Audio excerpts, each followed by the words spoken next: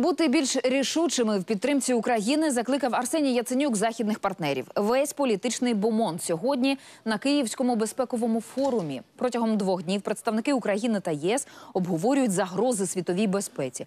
Говорять, зокрема, і про президентські вибори в Україні, а також про членство України в НАТО. Найбільш гучні заяви чула Катерина Федотенко. Політики, дипломати, бізнесмени з 20 країн світу сьогодні на Київському безпековому форумі. Його традиційно проводять навесні. Цей уже 12-й. Головні питання – загрози світовій безпеці. Організатор – фонд «Відкрий Україну» Арсенія Яценюка.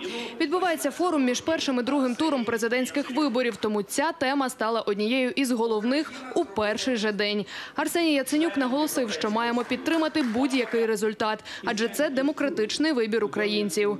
Хто б не став президентом України, перед ним постануть неймовірні виклики. І той, хто програє вибори президента, повинен підтримати нового президента в тому випадку, якщо цілі нового президента співпадають з тими цілями, які поставив український народ. І тут я би хотів визначити декілька реперних точок. Червоні лінії, які ми ніколи нікому не дамо перейти. Перше – це незалежність і територіальна цілісність української держави. Це її захист і оборона. Друге – це членство України в Європейському Союзі і НАТО. Третє – це справедливість в нашій державі. Адже згадайте, 2 українські революції були пов'язані з тим, що був наступ на ключові права і свободи людини і громадянина, на наші почуття, на почуття гідності і справедливості. І четверте – це економічний успіх України і кожного українця. Серед запрошених і президент Петро Порошенко. Під час свого виступу наголосив, чимало зроблено за ці 5 років задля припинення війни на сході України. Я хотів би подякувати присутнім тут тодішньому прем'єр-міністру України Арсенію Петровичу Яценюку, подякувати членам уряду, в тому числі і попереднього, і діючого, за те, що вдень і вночі тоді дуже ретельно працювали для того, щоб зберегти державу. Нагадав і про виклики, які залишаться перед Україною після виборів. Друзі, але після 21 квітня жарти закінчаться і настане сувора реальність. І новообраний президент, хто б ним не став, опиниться сам на сам не з об'єктивом камери чи смартфона, а з досвідченим, підкреслюю, досвідченим і безкомпромісним ворогом. Керівником однієї з найсильніших держав світу. Мій сигнал дуже простий. Немає нічого більш цінного, ніж єдність між обома берегами Дніпра.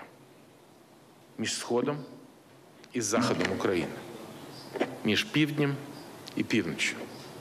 Між прихильниками Порошенка і вболівальниками іншого кандидата. Слово мав і прем'єр-міністр Володимир Гройсман. Каже, не менш важлива для України і економічна безпека, а відтак і реформи, які проводять. Переконує, уряд аналізує усі їх переваги і недоліки, аби не повторювати помилок. І поки це, заявляє прем'єр, вдається, адже 3 роки поспіль економіка зростає.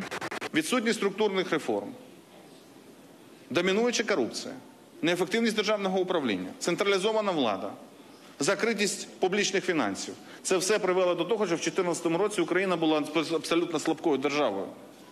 І, звісно, у нас виникла необхідність проведення якісних структурних реформ. Реформи – складний процес. Більше того, чи всі в Україні, від кого залежить рішення, так відверто говорять або підтримують те, що необхідно зробити, теж ні. Кожну реформу, яку ми робимо, ми з нею, ми завжди боремося за те, щоб вона була успішна. І неможливо зупинятися на півдороги. На зв'язку були і Сполучені Штати. Спецпредставник США щодо України Курт Волкер у відеозверненні наголосив, останні 5 років для України були складними, втім тепер країна на правильному шляху. Відзначив він і успішний перший тур виборів президента в Україні. Ми вітаємо український народ із успішним проведенням першого раунду виборів президента. Бажаю вам успіхів у проведенні другого туру президентських виборів, а також парламентських восени. Традиційно Сполучені Штати не висловлюють підтримку жодному з кандидатів на жодних виборах. Втім, виступають за дотримання принципів. Ми твердо підтримуємо Україну у розвитку підвалин демократії, в економічних реформах, у боротьбі проти корупції і розбудові сильної, суверенної, безпечної держави, яка покликана захищати український народ.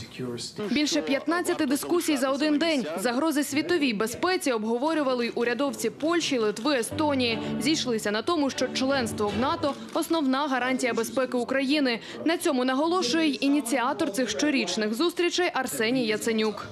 Перший етап на території України. Повинні бути розміщені військові підрозділи країн-членів НАТО. Це і спільні навчання, це і спільна взаємодія, і це і чіткий військовий, і політичний, і дипломатичний сигнал, що Україна йде на шляху до членства в НАТО. Нам необхідно, щоб Україна стала частиною спільної протиракетної і протиповітряної оборони. Ми будемо так само захищати ваші кордони. І дайте можливість захиститись нам. Завтра, у другий день безпекового форуму, обговорюватимуть питання взаємодії у сфері безпеки з Румунією, Молдовою, а також стратегічного партнерства з Варшавою. Катерина Федотенко, Валерій Савицький. Сьогодні канал «Україна».